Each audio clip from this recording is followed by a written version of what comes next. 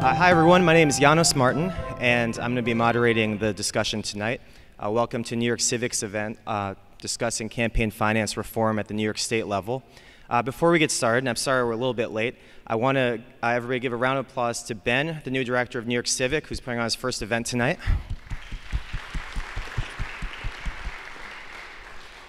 So thank you, Ben, for bringing all of us here, and we were trying to get the video set up so that we can archive everything, so we can have accountability over the years, and you guys can all look back and see what we said about campaign finance reform.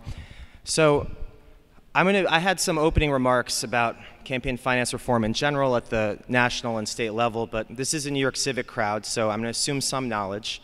The important facts about tonight's discussion is that on January 4th, at his State of the State address, Governor Andrew Cuomo announced that he would like to see campaign finance reform happen at the New York State level in a model that emulated the New York City approach to campaign financing. As many of you probably know, in New York City, we have a campaign finance board that was created in 1988 and has been dispensing matching funds, public matching funds, to participating candidates ever since.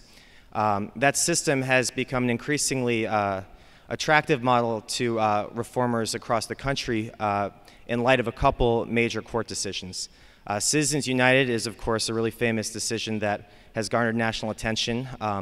It allowed, the ruling held that unions and corporations had the right to make unlimited expenditures in elections as long as they didn't coordinate with campaigns. That was followed a year later by McComish v. Bennett in Arizona, a case coming out of Arizona, which outlawed the use of trigger funds as a mechanism for campaign finance reform. And that system basically granted public funds based on how much the opponent of a participating candidate was raising. That oral argument was also notable in that the Supreme Court took major issue with the concept of leveling the playing field and said leveling the playing field is not a justification for restricting First Amendment speech rights. And then SpeechNow.org versus FEC is a DC Circuit case that allowed for individuals to make unlimited donations to PACs, which has created the super PAC of today. So in light of all that, the New York City system is the one that has remained and has survived judicial scrutiny to the extent it's been challenged.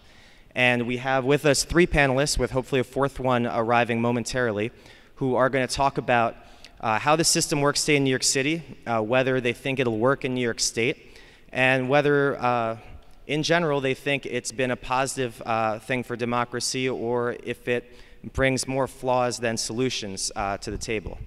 So I'm going to introduce three panelists now. To my immediate right is Amy Loprest. She's been the executive director of the New York City Campaign Finance Board since 2006, and she's going to speak to how the New York City Campaign Finance Board operates and what she deems have been its successes over the years.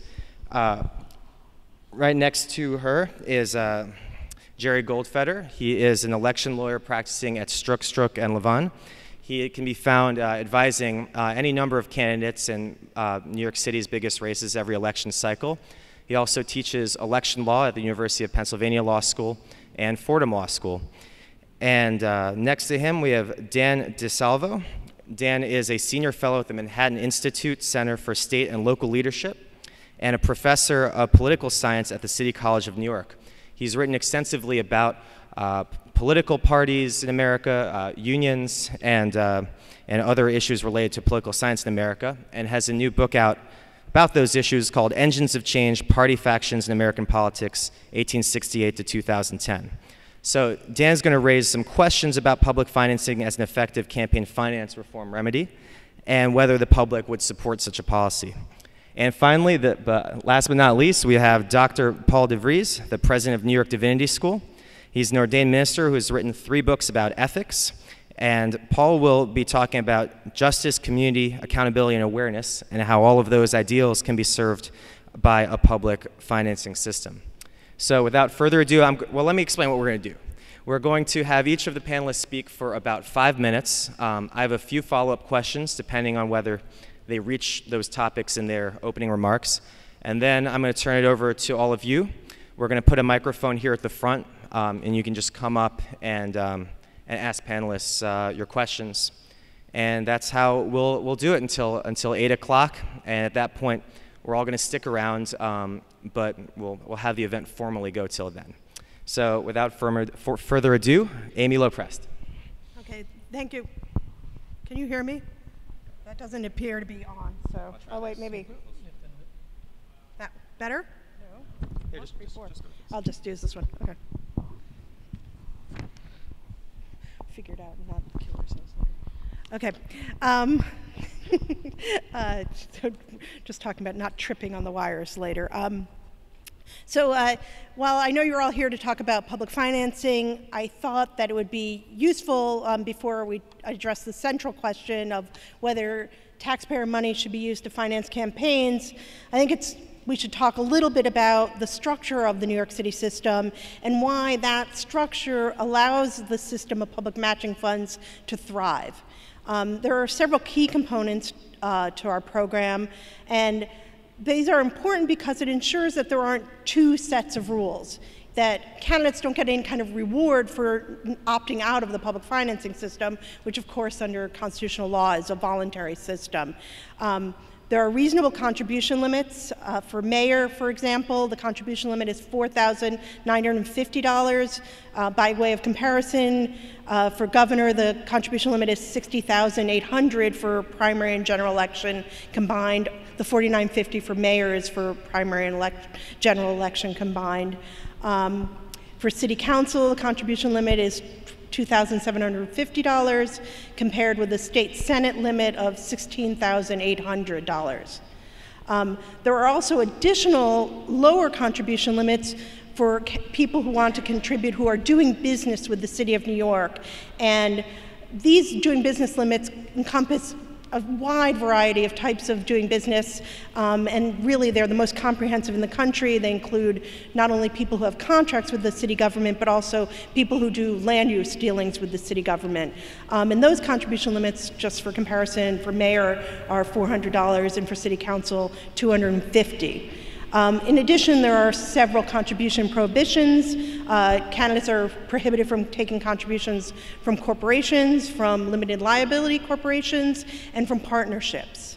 The structure of the Campaign Finance Board also helps support the public financing program and its success. We have very strong enforcement. Every campaign is audited. Every claim for public matching funds is reviewed carefully before public funds are paid. We have a nonpartisan independent board, and the nonpartisanship of that board enables that enforcement process and prevents gridlock, which people are familiar with the FEC, often happens.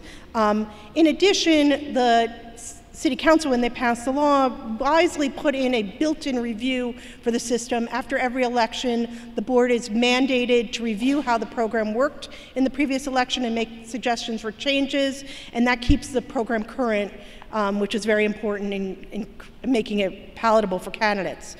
So now I'm going to talk about the public financing. I assume some level of knowledge, but I'm going to give some of the basics. We match $6 for $1 up to $175 of contribution from a New York City resident, which means that a $10 contribution is worth $70 for a candidate. Candidates must meet a threshold to show that they're viable candidates before they qualify. For example, city council candidates need to raise $5,000 in matchable contributions and receive at least 75 contributions from inside their district. Candidates who opt into the public matching funds program have spending limits, which ensures that campaigns between participating candidates don't turn into a money arms race. And finally, public matching funds are capped at 55% of that spending limit, which means that there's always a mix of private and public funds in every campaign. And so why is this good? I mean, why do people think that the New York City is a model for the country? It creates the right incentive. A low dollar matching fund, multiple match, creates the right incentives for candidates. We can't guarantee that the program attracts only good people, but we can guarantee that the program creates incentives for candidates to be good actors. It encourages candidates to seek contributions from their neighbors rather than big money donors and special interests. And the numbers in our history support this. In city elections in 2009, individual contributions and public funds together made up more than 90% of the funds available to participating candidates. Less than 7% of the money came from special interest groups like PACs, unions, and business entities. At the state level, by comparison, in 2010, 2/3 of contributions come from special interest sources and only 1/3 from individuals. The multiple match also encourages candidates to seek contributions from small donors who come from their neighborhoods and live near them and reflect the neighborhood interests. In a Brennan Center Campaign Finance Institute study, they compared how many New Yorkers made small contributions to state assembly candidates versus city council candidates. And the information is really kind of stark and amazing. In New York City, 90% of New York City census block groups had someone in them that gave $175 or less to a candidate. In way of comparison, on the state level, only 30% of New York City census block groups had someone who gave $175 or less.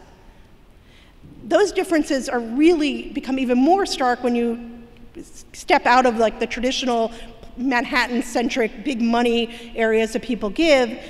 Neighborhoods that like Beverly-Stuyvesant, Chinatown, East New York had nearly 20 times as many small donors or New York census block groups areas that had contributors for city council as state assemblies.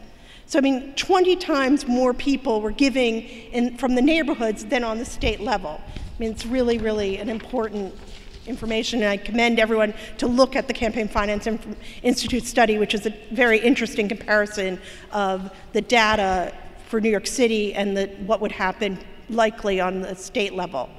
To sum up, public financing increases the power of small donor contributor at the expense of the big dollar contributor, decreasing the potential for corruption and broadening participation in the electoral process.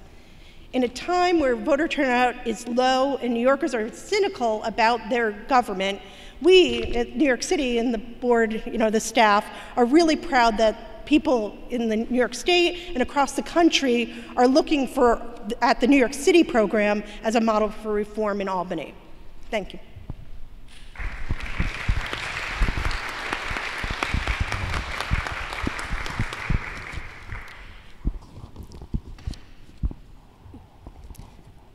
I have had the opportunity to fight with the Campaign Finance Board for many years as an attorney representing candidates.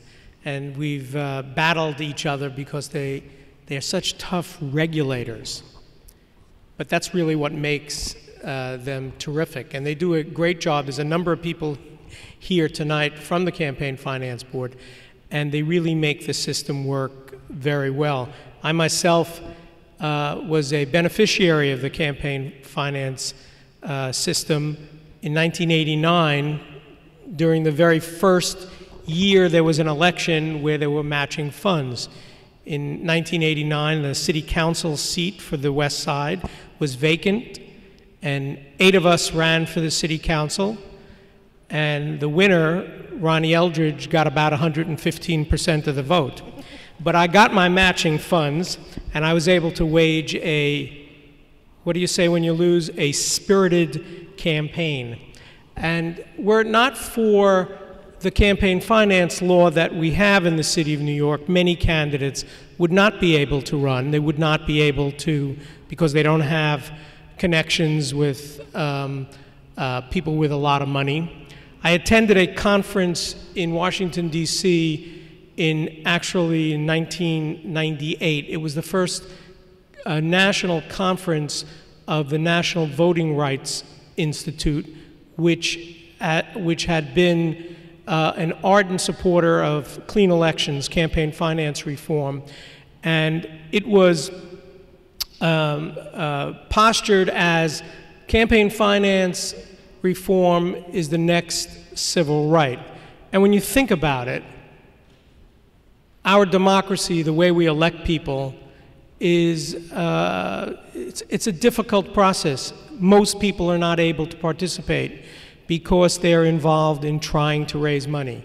They spend so much time raising money. Everybody in this room understands that. So we in New York really are in a very fortunate situation to have this law and to have this city agency, this quasi-city agency, running the campaign finance system, because it benefits so many people and it allows people to run who wouldn't ordinarily be able to run. So the question then is, do we import that, if you will, to the state of New York? But before I go on, Janos was, when he was introducing people, this person hadn't come in yet, so I just want to interrupt myself and let everybody know that Henry Stern is here, that he walked in.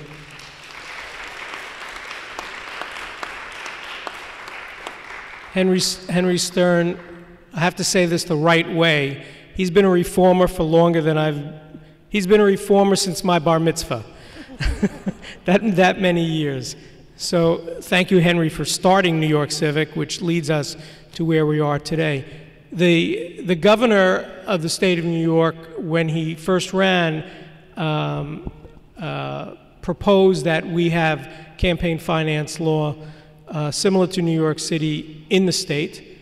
Comptroller DiNapoli during that campaign, or actually before that campaign, suggested that we even have a modified campaign finance law just for the comptroller's office. And he would be sort of like a guinea pig to see how campaign finance law worked in the state of New York. It's, as we all know, we have two former assembly people here today. To get things past the Albany legislature is much more difficult than to get laws passed in the city of New York. So it's a tough road to hoe to try to get this reform in New York. But nevertheless, the governor campaigned on the issue and is proposing this reform. And bills have been introduced in the Assembly. Bills have been introduced for many years. But there is one in the hopper now that seems to have some promise. And it's not clear at this point whether or not the political muscle will be put behind it in order for it to pass. But it has some good features that we ought to recognize and some problems that we ought to acknowledge as well. So number one, there's a matching funds program, just like we have in the city of New York. On the other hand, there is no expenditure cap like we have in the city of New York. Now, the Supreme Court of the United States has said that you can limit contributions, but you can't limit expenditures in a campaign. The Supreme Court has been consistent on that. Here in New York City, we limit expenditures voluntarily. I sign a pledge that I'm going to only take money from certain donors, from certain contributors. I get matching funds, and in return, I can only spend a certain amount in my campaign. It's a different amount for city council, for borough president, for the citywide races, but I pledge, in effect, I waive my constitutional right to spend in an unlimited fashion by taking public matching dollars. So that feature is missing in the proposal in Albany. One of the ways that people raise money is through what we call intermediaries. I can, as a candidate, I can call people up and ask people for $50 or $1,000 or what have you. But I also have a lot of friends who will bundle the money for me. Bundling is the term. It's usually thought of in a pejorative sense, but it's not. The campaign finance law refers to it as intermediaries, which sounds a little more neutral, which is what it ought to be. If you're supportive of a candidate and you want to help that candidate, well, you get together all your friends and relatives and so on, and you collect all those checks, and then you give it to the campaign. That's an intermediary. That's perfectly legal, and it's actually a smart idea because it enables the candidate to have to be on the phone less, and it allows friends and supporters of a candidate to help raise money. Well, one of the features of the campaign finance law in New York is that intermediaries have to identify themselves. We not only want to know who is giving the money, we also want to know who's raising the money, who's bundling the money. Because after all, if I'm bundling the money, if I get checks from everybody in this room and I give it to the campaign, what's motivating me? Well, it could be that I'm motivated because I love the candidate, or I love his or her philosophy, or, heaven forfend, I want access to the candidate. I want to influence the candidate. That sometimes happens, I've heard. And so we want to know who's raising the money. We want to know who's bundling the money. We want to know who those intermediaries are. We have that in New York City. But the proposal for the state, it doesn't have expenditure limits. It doesn't require disclosure of intermediaries. One other aspect I'll mention, I have to look at my cheat sheet, which is that in order to get matching funds, the procedure for getting matching funds in this proposal for New York State is you only get matching funds for the money you raise in the year of the election, from January 1st to November, whatever the date is. So you can build up a war chest. You could raise a lot of money for years before that. But in order to get matching dollars, you have to raise the money during the year of the election. Well, the reason that is problematic is you really want to, as a candidate, spend most of your time during the year of the election going to voters, going to groups, trying to win your election. You don't want to have to rely on your fundraising prowess during the year of the election in order to get matching funds. So those who are already in office, who can raise most of their money beforehand, or those who are very well connected or who have established institutional support and can raise money much more easily before the year of the election, have a great advantage than those who are new candidates and are forced to raise money on an ongoing basis, and especially during that year of the election. So there are features that are good with regard to this proposal for New York State, matching dollars.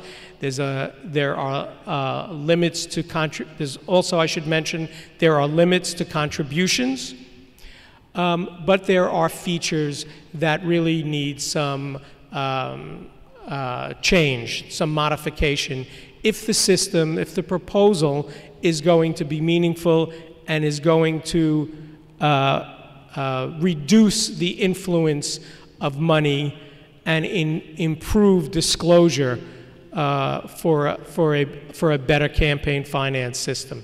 So I just wanted to address those features of the New York State proposal if it actually gets debated and discussed in the legislature.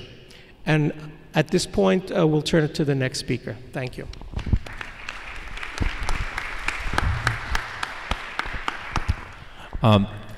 Thank you to New York Civic for inviting me. It's my pleasure to be with all of you tonight.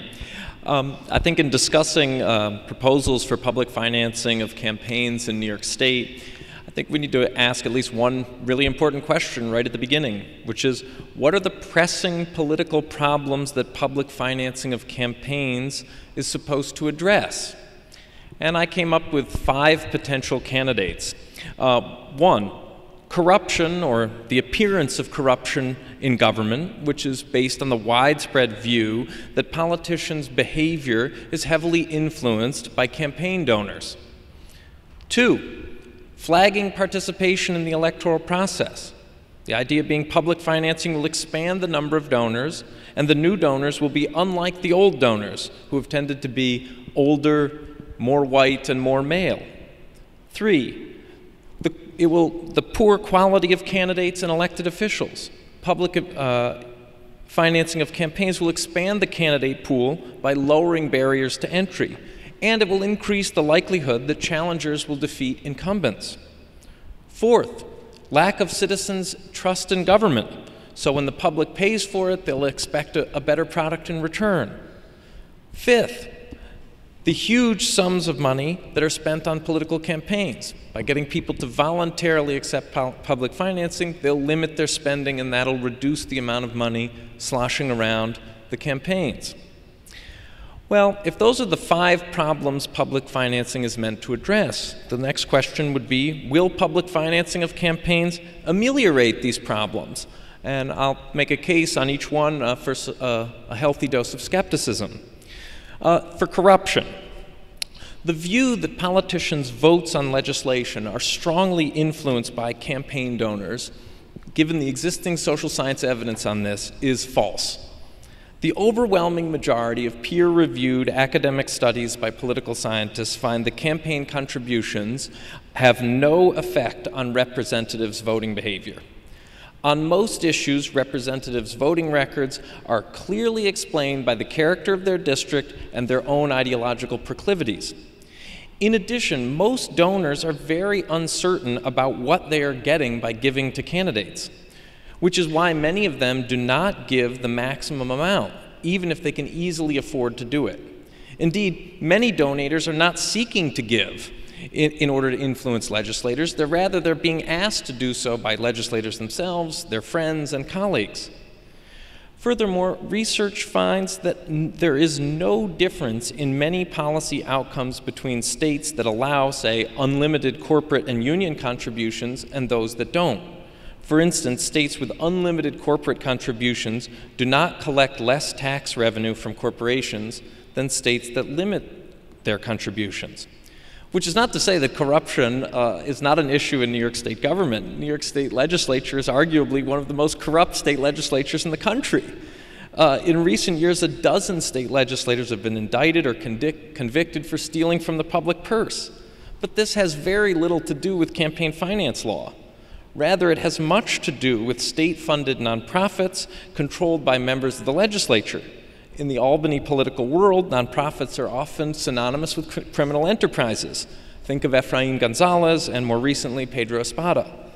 Then there's the state's Medicaid racket, which has led to charges of bribery and kickbacks. Here think of Anthony Seminario and Carl Kruger.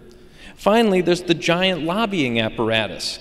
Between 2000 and 2007, the number of lobbyists in Albany doubled from 3,000 to 6,000, while the money spent on lobbying grew even faster, jumping from 66 million to 171 million.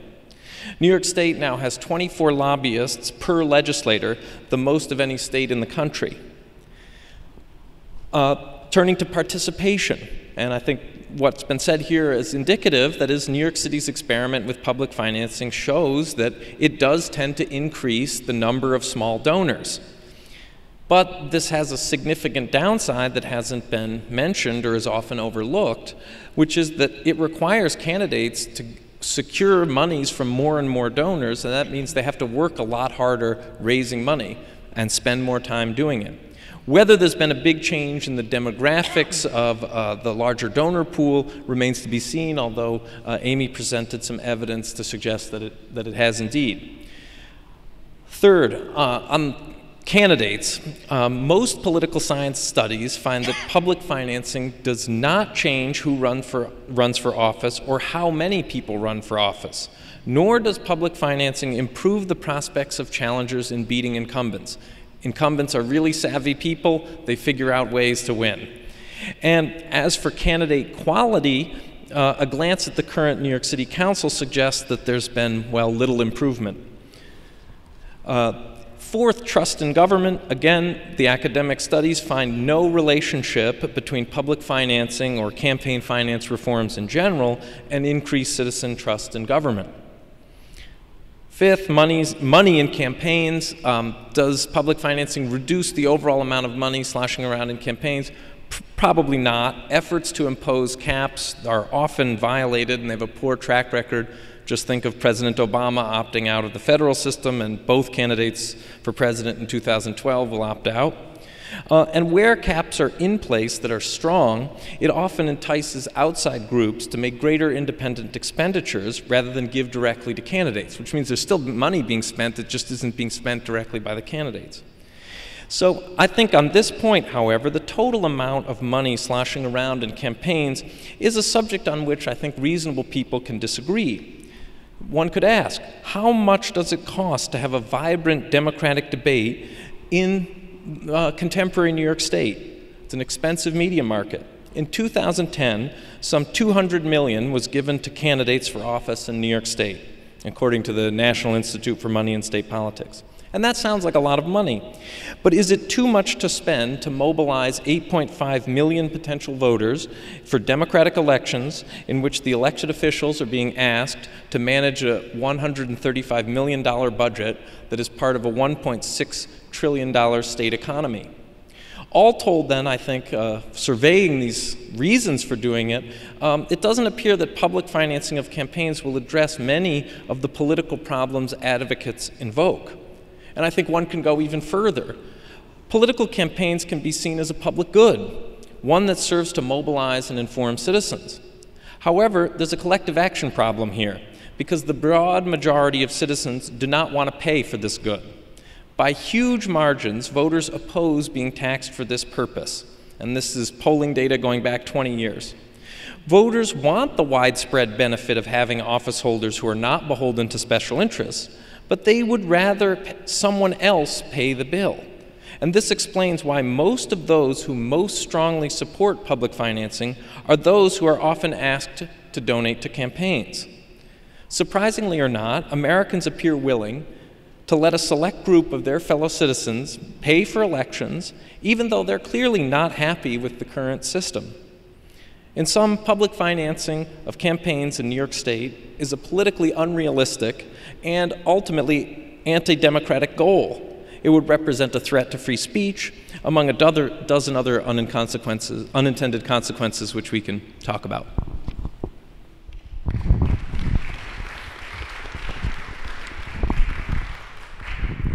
Well, thank you, Jonas and Amy and Jerry and Daniel. It's an honor to be a part of this panel. Thank you, New York Civic, for arranging this, and for First Baptist Church for hosting this. Just a comment, First Baptist Church has had an engagement with leadership in the city and in the nation really from its earliest origins.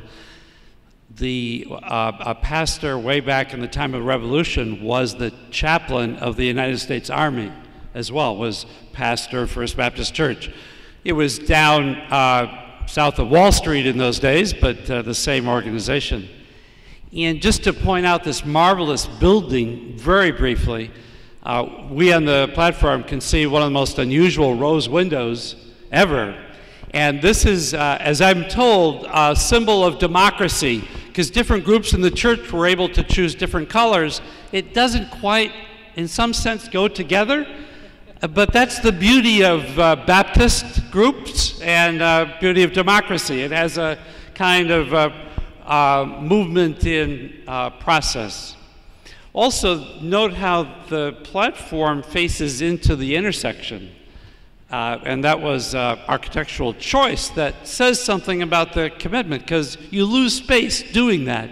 But it's an idea of saying that what happens in the church and on the platform relates to what goes on the intersection and beyond. As Jonas mentioned, I think that in our rich Judeo-Christian tradition, there are three core values at least. Micah says it in Micah 6:8. What does the Lord require but to do justice, to love mercy, and to walk humbly with your God? And these turn out to be the three core values of Jesus as well. So it's Hebrew Scriptures and New Testament. Justice part, Jesus says, do unto others as you have them do unto you, the most elemental statement of justice. And he says that's the whole law and the prophets. And love your neighbor as yourself. Even love your enemies. So community building, loving mercy. Micah's second point. And then being accountable to God, walk humbly with your God. Jesus said, love God with all that you are. So I think that includes accountability to Amy and other powers that be along the way as well. So my perspective is that some mixture of public financing and private financing has got to be present. And let me just comment on that related to these three values. When it comes to justice, the temptations for big donors to be involved and to influence candidates, and it's matter what Daniel said, I think those temptations are still there hugely, to make a $500,000 donation, and as it turns out, you get a $500 million guaranteed loan for your factory. That sort of thing that Solyndra was able to do stinks to high heaven. But we have to be aware that people that make big donations have certain doors open to them along the way. This is part of the messiness of democracy, that we need laws to help to control better, and to get more basis in public financing would help. I agree that Obama did the right thing not to limit himself to the federal financing, because McCain's name was much more well known, and had they limited to the federal funding, probably it would have been unwise, and Obama would likely have lost, since far fewer people knew who he was. So that was a step out of what he had promised, but probably out of fairness that still made the best sense. It was understandable in terms of a golden rule kind of fairness. We would have done the same thing given the risks and challenges that he faced. In terms of community and love and mercy together, we of course know that, I didn't see any news today, but John Edwards' trial having to do with campaign financing and a love relationship, that's not really what I'm talking about when it says love, mercy. But notice how love comes in a variety of ways in campaign financing. I think what we need instead to focus on breaking down barriers. I think everyone in this room would agree that there's been more divisiveness the last several years. When it began is hard to say, but the extremes seem to be winning. We can't have any tax increase, and this has been, and now people have signed in blood that they could never vote for a tax increase. And others won't compromise, won't readjust in so-called entitlements program. And so intelligent people are unable to talk to each other in Washington, and this affects even the mentality of voters.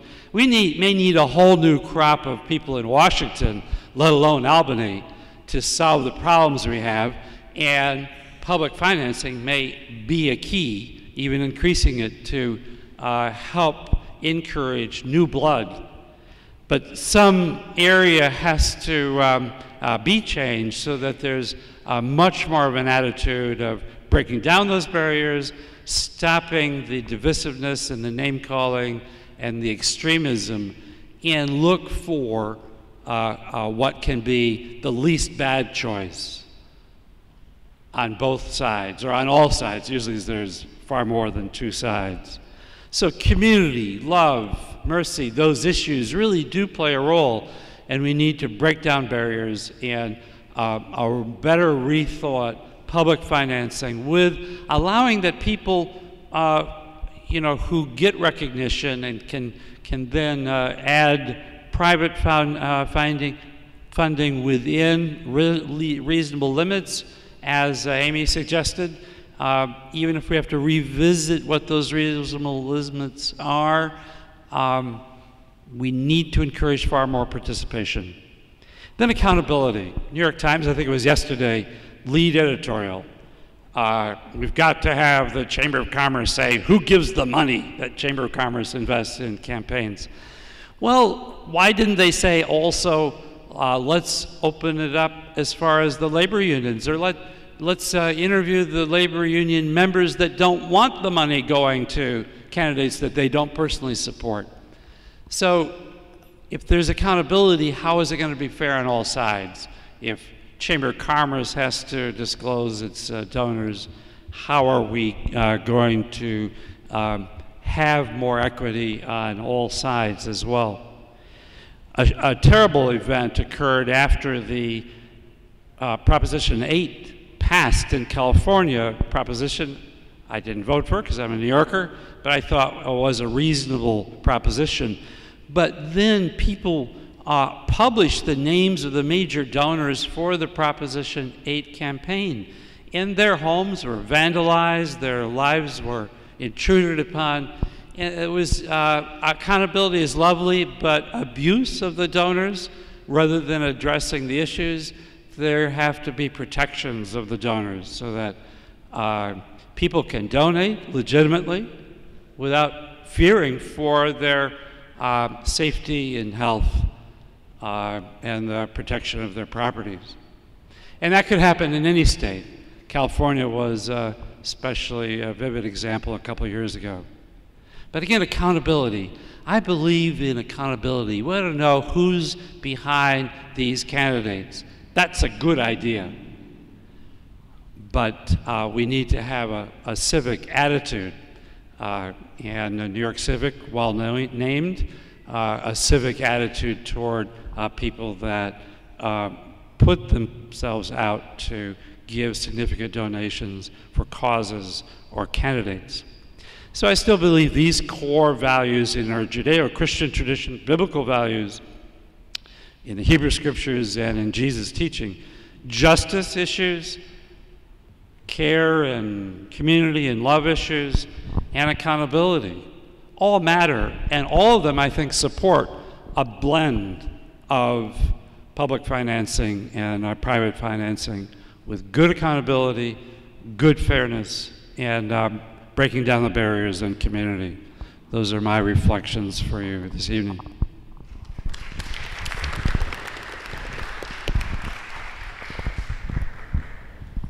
So there's a lot of questions I could be asking each of you, but because we do want to get to as many audience questions as possible, I'm going to stick with one that any of you can choose to answer, and at that point we're going to turn over to audience questions. As you can see, this isn't a roaming mic, so unfortunately we can't bring it out to the crowd, but if you could, as they start wrapping up the answer to this question, forming a line in the middle, we'll hand you down the mic to ask your question. So I kind of like the way Dan framed it in terms of the 5 issues that he thought campaign finance reform was needed.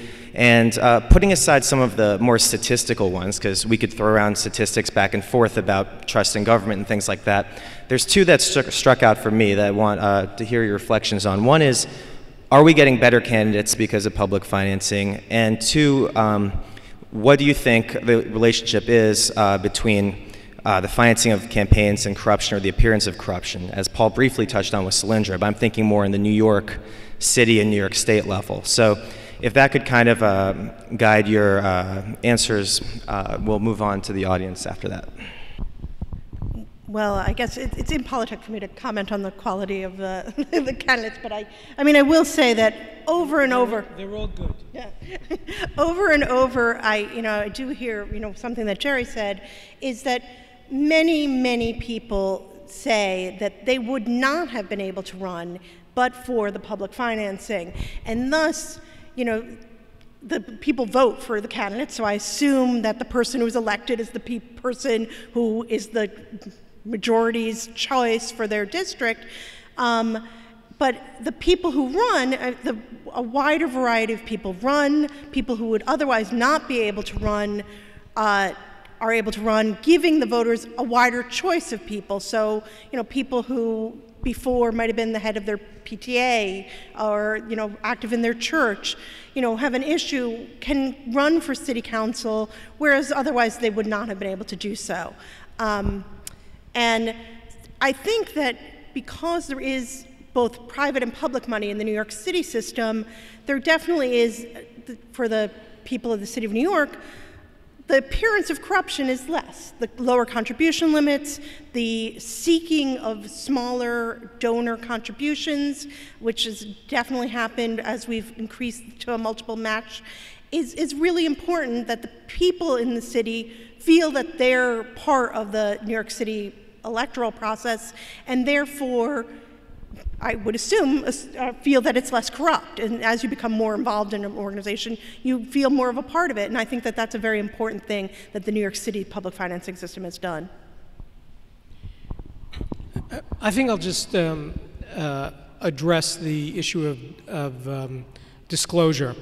Citizens United, which probably everybody in this room knows was the case that the Supreme Court of the United States case that said that corporations and unions can give in an unlimited manner to entities who are independent of candidates, and those entities can spend as much as they'd like. Thus, we have these super PACs today that are spending literally hundreds of millions of dollars, and we have these 501c4s, these not-for-profit corporations that are doing the same. Citizens United case is generally seen as a case that a decision that is a retrogression, if you will, and it really has tainted the way we run elections. But in the very same case, the Supreme Court upheld the notion that disclosure is important. One of the things about the federal campaign finance law that's been in existence since the early 70s, as well as the state laws, and of course in the city's law, is that there needs to be disclosure. Candidates need to file periodically who gives them money and how that money is spent. The reason that's so critical is because voters who care can ascertain who is funding a particular candidate and how that candidate is spending his or her money. That gives us insight into the candidate's philosophy sometimes, and that gives us information about where that candidate might take his or her stand, and it tells us what the priorities of that candidate are in terms of the contributions and the expenditures. One of the problems that we're having we see it in the national scene this year, and we might very well see it in the mayoral elections next year, is we have these independent groups, some of which are in fact independent from the candidates, and some of which only pretend to be independent from the candidates, and really are coordinating with a particular campaign. And we could say that on the Democratic side and on the Republican side. What's critical here is not that they're spending so much money, even though just instinctively we think spending a lot of money in a campaign is not such a great thing, but what's really worse is if we don't know where that money is coming from. The Karl Rove example is really the quintessential example of what's wrong with this kind of independent expenditure. Karl Rove started, by his own admission, an organization, a not-for-profit organization with protections under the tax law that allows them to spend money on behalf of campaigns and candidates, as long as that not-for-profit organization doesn't have its primary goal as a political one. In other words, it has to have an educational, charitable mission, but it can also spend money on political manner. for campaigns and for candidates.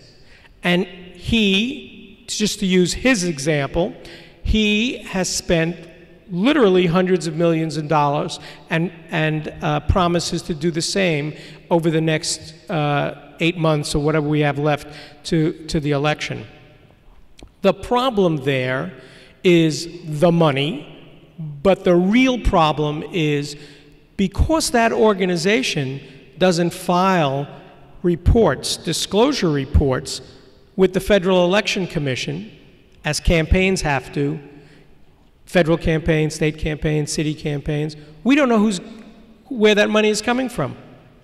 We don't know if it's all corporate money and which corporations there are. We don't know if it's just a few individuals bankrolling it. We just have no idea. So that's a complicated way of saying what's really critical in this discussion about money in politics is, of course, the amount, but I believe more importantly is that we have rigorous laws to make sure that whoever is funding a campaign or an independent entity, whether it's tax exempt or it's a super PAC or what have you, that we know, that the public knows who's funding that. Because only when we know who's funding that can we understand that message and where it's coming from and make a judgment about the message and about the beneficiary, the candidate who's benefiting from that message.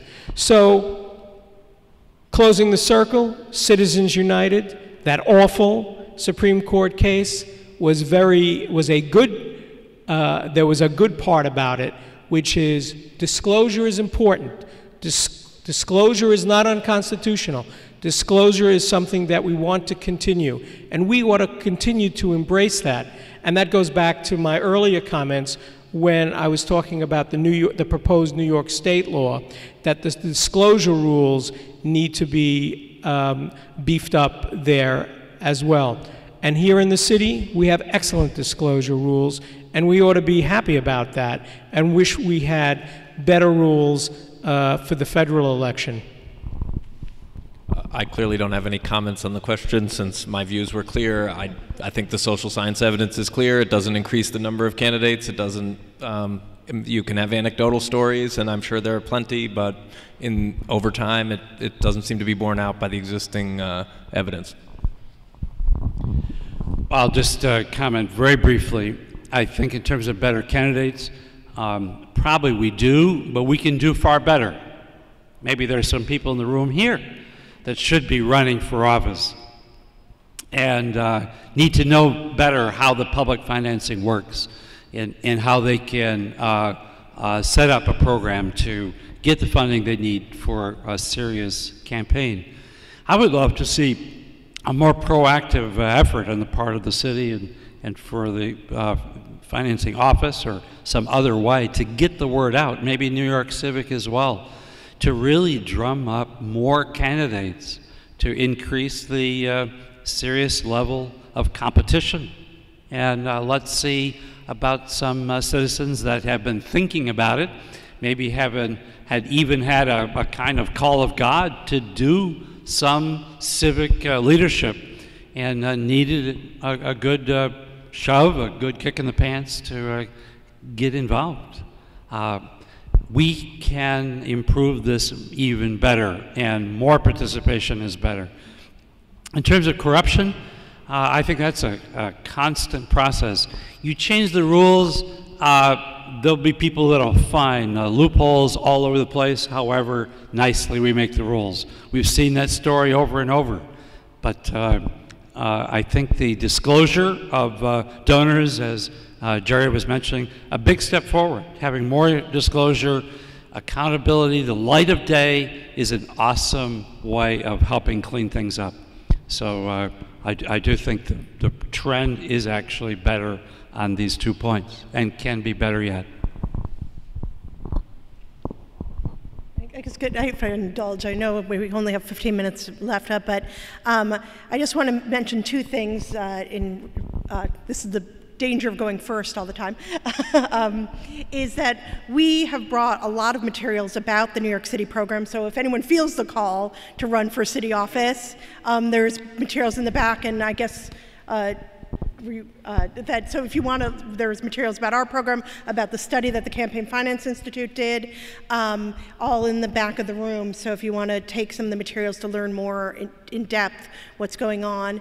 And also, as Jerry was talking about the independent expenditures on the federal level, most of you know that in 2010 there was a charter referendum in New York City that required the Campaign Finance Board to pass rules dealing with the disclosure of independent spending in New York City elections, and the board has issued those rules, and in 2013 we will have comprehensive rules requiring the disclosure of who's spending money and where they're getting their money from all sorts of independent spenders in New York City. And like all of our disclosure, it's going to be available online in searchable form on our website. Great. So do we have somebody who would like to ask a question? Oh, lots of people. Great. Hi, my name is John Scandalios. I'm actually running for State Assembly District 40, Flushing. I'm running unopposed. I'm running with my campaign fund of my own money, $999. And I came, and I was hoping to hear some different viewpoints, but it's all the same. I believe the system's broken. I believe that we need a level playing field. Somebody mentioned level playing field. I don't hear any of that. I believe that there should be a stipend. You get enough signatures to get on the ballot, you're given this amount of money, you do the best you can with that. And everybody has the same amount of money. And these are panel experts, what's preventing that from happening? Why can't the Board of Elections say, okay, you have 500 signatures, now you're on the ballot, Mr. Scandalios. You have $5,000, do the best you can with that. And then everyone has the same amount of money. Thank you for your question. So if any of you want to answer that, if you feel like you agree with the panelists, we want to keep the questions moving. So go ahead, whoever would like to answer. Actually, the Association of the Bar of the City of New York had an election law committee that made that proposal, that said that there should be block grants and just give money to candidates. It didn't go very far. Well, I mean, the biggest objection, of course, would be able to be a major constriction on free speech insofar as, in effect, going all the way back to Buckley v. Vallejo, money in political campaigns is speech. It's the only way you're going to be able to get your views out, and I would say second and more broadly, it would be a major constriction on what I think is an important public good, which is the free flow of information in campaigns. For people who are basically political neophytes and unknown, a small block grant is just not going to be sufficient in the contemporary world for you to get your name out there, to get name recognition. It's just not enough money, and in that sense, that's just, I think it would be detrimental to democracy insofar as it would sap the resources for a vigorous and healthy public debate. Hi, my name is Michael Zambluskas. I'm on the Executive Committee of the State Independence Party. And I've been a treasurer on numerous campaigns for the Campaign Finance Board and everything else, and it's not a panacea. I'm sorry, but every year the rules get more onerous and onerous to fulfill. Small candidates that have 2 or 3 people, the night before the election, it's usually the candidate filling out the campaign finance reports. They're more worried about the campaign finance reports than being on the street to collect those, to get those votes and everything else. The campaign finance system was designed to help those small, unknown candidates. And with the rules, the way they're changing, mostly by the City Council, some of your recommendations, it's always going to be the politicians, the city politicians, or their clubs, the party favorites that are still winning. They have the organization to actually help them do the campaign finance. Raise that 75 limit, the 75 contributions from in their district. I also think the Campaign Finance Board takes way too long to do their audits. I worked as an accountant for an investment firm, and I went through state tax audits that were less for a $1 billion corporation, and for a $100,000 campaign, you're taking, a year to do it. What you should do is you get the person, you can usually take it in 2 boxes, go sit down with the auditor and do it right there. You can have it done in 1 day, and then you can do all your investigating later. Instead of calling the campaigns 3 months, 6 months, 9 months after, I need more stuff. And campaign finance is not the only problem. Campaign finance is only one. You need ballot access reform, which is a huge problem in New York State. And too many people get kicked off the ballot before they even get on. So campaign finance is one, but you also have to do ballot access as an other. Without one, the other's not going to work. I could go on forever, but I know other people want to speak. Thank you. I mean, I guess I let Jerry talk because he makes some money off of those audits. But I mean, we try very, very hard to make the program as simple as possible. We have a whole staff of candidate services workers who answer questions from candidates, and we, are always trying to improve the system. As I said when we started, I've battled with the Campaign Finance Board for some of the issues, on behalf of candidates, some of the issues that you mentioned. But in truth, I'm wearing my hat now as a good government person. In truth, there's a huge staff that attempts to be as helpful as they possibly can. And like any other agency, they're limited. They're limited in their resources, they're limited in their time, and there are a lot of candidates. So I wouldn't necessarily fault the people who work there.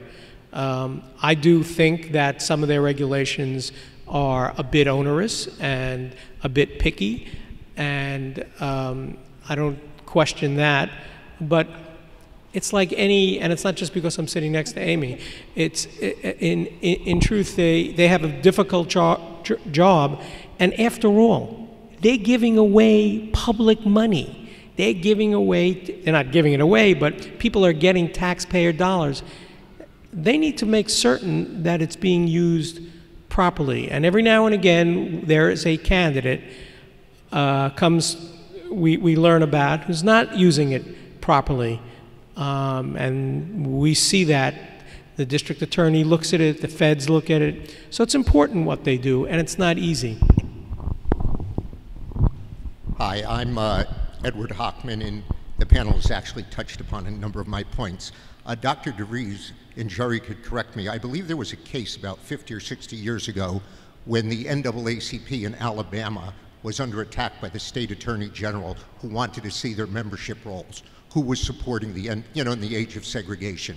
And I think the Supreme Court said that the NAACP did not have to reveal its membership list. It was actually the Socialist Party. Okay. And in fact, the Supreme Court said that...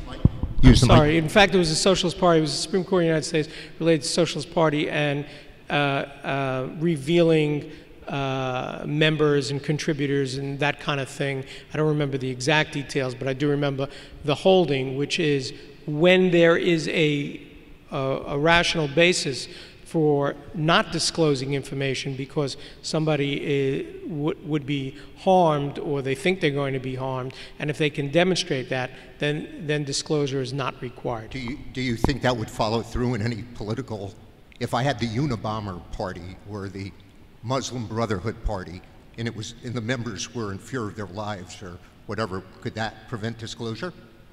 Well, it would have to be demonstrated that that really was the case, and it's not just used as an excuse not to disclose to the public how they get their money and how they spend it. Secondly, those of us who are old enough to remember Gene McCarthy realize that his candidacy was basically funded by one guy, Stuart Mott, until it took off. Under the system, if it were federal or whatever, Gene McCarthy and candidacies like that never could have gotten off the ground. So isn't that a flaw in the system? I'll skip my next question. We'll just have to, because there are people behind you. I'll just, does anybody want to respond to that question? That historically there have been candidates who relied on single donors or a few donors who did a lot of good for the country, and are we sacrificing something there? Yeah, it's true about Gene McCarthy. He wouldn't have been able to run against Lyndon Johnson in 1968 were it not for the fact that Stuart Mott gave him all this money, and that would not be able to be the case today. It's a balancing question. I would much rather have a situation where a candidate needs to show support by going to people and getting support from a variety of people in order to mount a campaign than just having one person or a group of people, a small group of people, spending all their money in order to mount a campaign. I don't think that's very good for democracy in this country.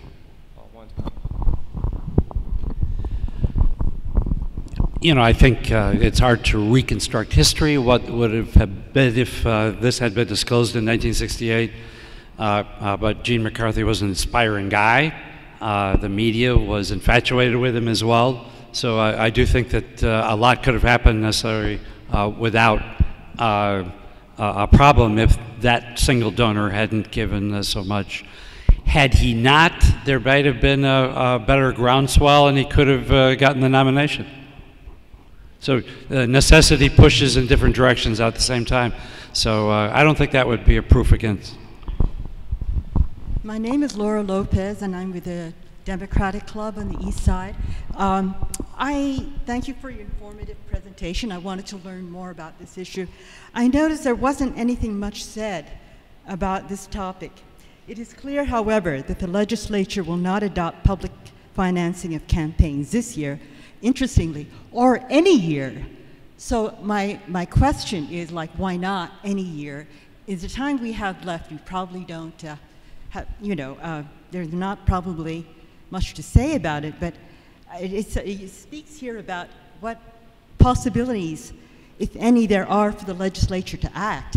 As I said, in the time there is, maybe somebody wants to comment on this. Sure, and if I can recast your question slightly. So I guess the question is, we haven't really talked about political reality up here as much as philosophically, so if people want to address that aspect with New York.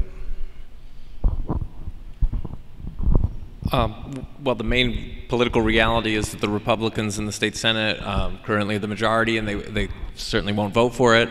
And I would say that the major bill that's been introduced by Shelley Silver, while it follows on the governor's mentioning this in his speech, doesn't really pass the smell test of seriousness, because the main financing mechanism is, if you want to continue to finance political campaigns over the long term, it doesn't try to finance it out of general tax revenue, of course, which is because budgets are extremely tight in New York State, but finances it out of fines from legal settlements with Wall Street. So you're setting up a permanent thing that you're going to be funding, that is campaigns, out of a fund which is highly uncertain in the amount of revenue it would ever have.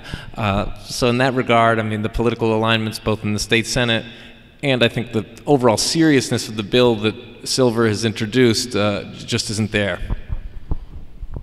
I think that's nonsense. If we were sitting here 5 years ago or a year ago, the question, and we were talking about marriage equality as an example, everybody in the room would probably say, there is no political reality to your discussion.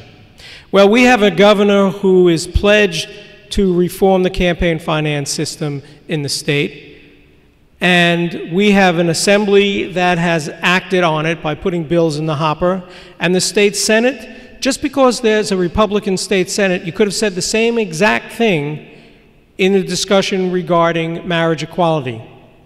I believe that the political forces will be guided by political self-interest of all the parties, the political parties and all the players in Albany, and I think that we're going to get a fashion of campaign finance reform in the state of New York in the near future. I cannot predict when it will be. I don't know if it'll be in this session or in the next session or the year after that, but I think that there is a sufficient will by the governor and other players in Albany that this is going to happen. We'll see if I'm right. We'll come back here in 3 years to see if I'm right about that.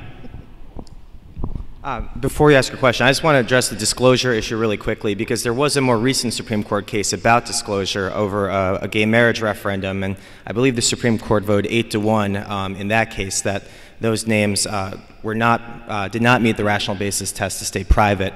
And Justice Scalia actually gave a speech during the oral arguments about how donating to a political effort is one of the more public acts you can do as an American. And so that was, I believe Justice Thomas was the only dissenter in that case.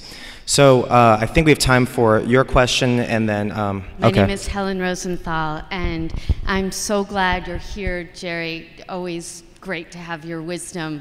I would be remiss if I didn't respond to the gentleman who I think spoke about not particularly liking campaign finance rules.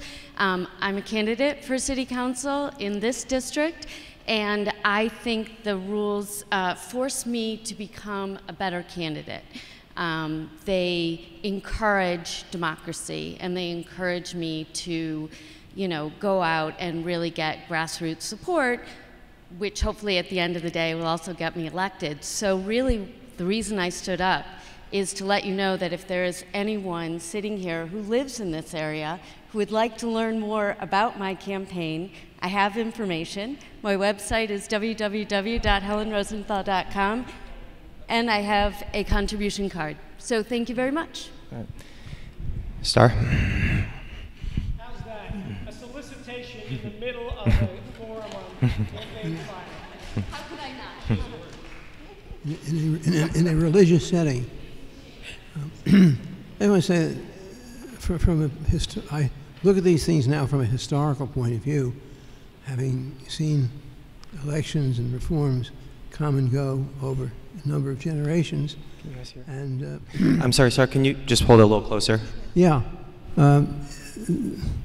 The struggle for reform is endless, and there always seem to be more powerful forces that oppose reform than support it, because if that weren't so, things would already have been reformed. So whenever you have a status quo, you have a minority which is trying to improve it, to open it up, to disclose it, to broader representation, all those things that you want, minimizing the power of individuals, whether they are multimillionaires or whether they own newspapers or radio stations or have other, clearly all people are not created equal when it comes to politics and when it comes to funding. But I sort of like, I just want to say, I like the idea of you gathering here in this church, which I hadn't seen so often before. It's like sort of the Romans in the catacombs. Underneath the city, there are a handful of people who are trying to make things better and improve it and work with each other and have their fights among themselves. But it's just so wholesome that every generation there are people who will come up and pick up the mantle, the torch, and try to make things better. And I just want to salute the people of the next generation who are doing that. Thank you. Last question. So this will be the last question. Actually, I didn't hear anything about the Montana case. New York State just filed an amicus brief with 22 states. And the Blumen case, which really upheld the idea of identity of the donor is important. And I wanted to just say that in terms of money, the amount of money not really being important, I think it can really undermine the democratic process if you have just a few people shouting out in such a way that the small unknown voter is drowned out. And I don't think that's democratic. And I think that would warrant a limitation on the so-called free speech. Because regulated speech, speech is regulated in a number of contexts. You can't say anything you want in a library or a prison. It depends on the context. And here we have an electoral campaign, and we need to make sure that it's democratic. And therefore, speech in that context, too, should be regulated. And I'd like to know what you think especially Mr. DiSalvo on that point. Thank you. Okay, and I think this is I'll pass the mic to each of you. You can kind of use this as a quick wrap-up of where you think we're headed in terms of campaign finance reform and the issues Leah was addressing. And Jerry, I don't know if you want to speak to the Montana case, and you were personally addressed. So however you guys want to handle those questions, we'll just pass the mic down the line. I just want to say that, I mean, one of the, the principal purposes of having a multiple match for small donors is to amplify the voices of those people who don't have very much money. And I mean, I think that the statistics of how people are giving in New York City bears that out, that the small donor is being amplified and the candidates are reaching out to them. And Jerry has spoken eloquently about disclosure, so I don't need to talk more. I mean, I think that that is a really, really important part of any campaign finance system, that the voters are able to find out in an easy fashion who is supporting a particular candidate. And I think on every different level, and while we have the Supreme Court still saying that independent spenders can spend as much, I think the best you can hope for, like Citizens United said, is that you have disclosure of who is funding those independent spenders. I'll just say, in terms of the Montana case, that relates to regulating corporate expenditures, corporate contributions, I should say, in that state, and unions as well. That case might go to the Supreme Court of the United States. And if it goes to the Supreme Court of the United States, I'm fearful that the Supreme Court will render another Citizens United type decision expanding the ability of corporations and unions to spend in an unlimited fashion, even under state law. So I'm a little nervous about that case as it wends its way through the system. In general, however, here in New York, I'm hopeful. Well, we'll see if it passes in the next session, and what I said about the political alignments has proved to be nonsense. I guess on your point, I appreciate your candor in saying that you're for constricting speech in elections. Most people usually try to give some subterfuge around that because being against free speech is often a tough position to be in. And I do agree with you that I think it is, or could be, unfortunate if the case is that average citizens are drowned out entirely in the political process by, say, highly ideological large donors. And I actually agree with my co-panelists here that disclosure and more of it is essential, especially at the federal level.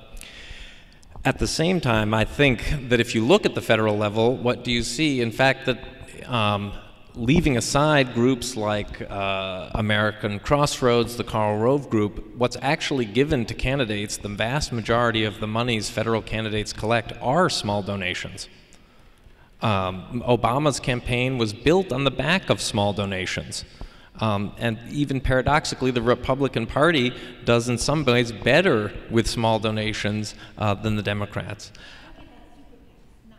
Well, this is about you're talking about super PACs. Well, there you want bigger disclosures. The bigger issue here, I think, is that trying to stop the money from flowing into the political realm it's just very difficult, because in a sense it's like trying to stop water from going downhill.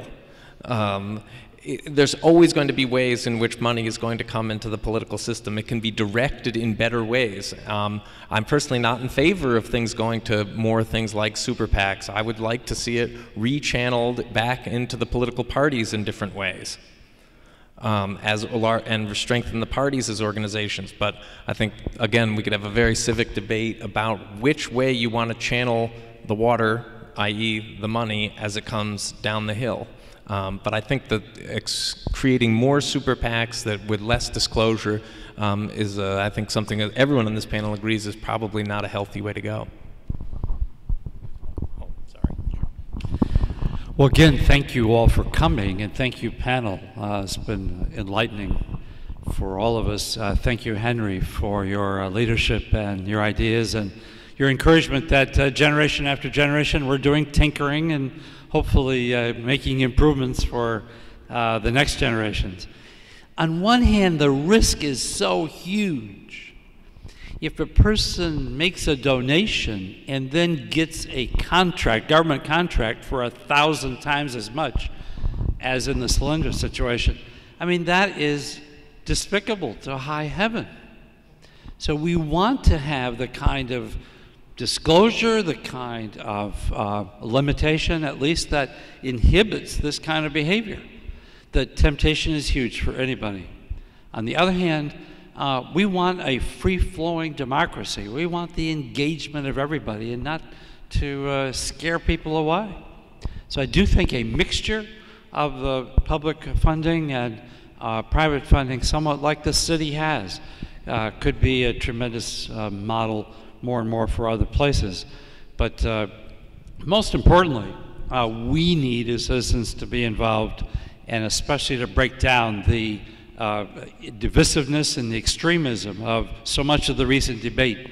And let's come together more as a community, as Americans, as people with core values, because still at the very core are Judeo-Christian values that are the enduring values, and they can help shape a much more unified civic experience.